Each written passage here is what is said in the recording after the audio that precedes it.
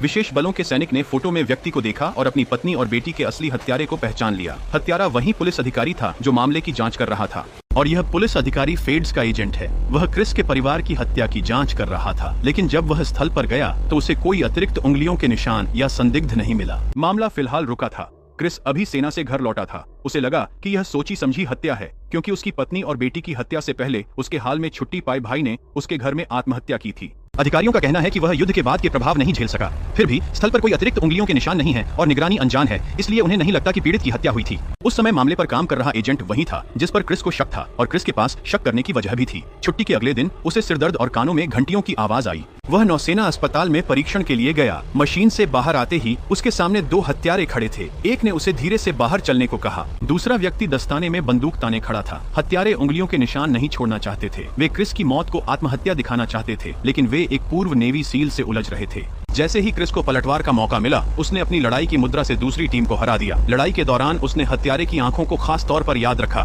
दुश्मन की भागने की क्षमता काफी तेज थी। जब क्रिस ने पीछा किया, वे गायब हो गए। जब क्रिस ने बंदूक के चैम्बर की जांच की तो उसे पता चला कि यह वही बंदूक थी जिससे उसके भाई ने खुद को मारा था। अपने भाई के सम्मान में उसने कल रात बंदूक तिजोरी में रखी थी। अब यह यहाँ है, मतलब हत्यारा पहले ही क्रिस के घर आ चुका था।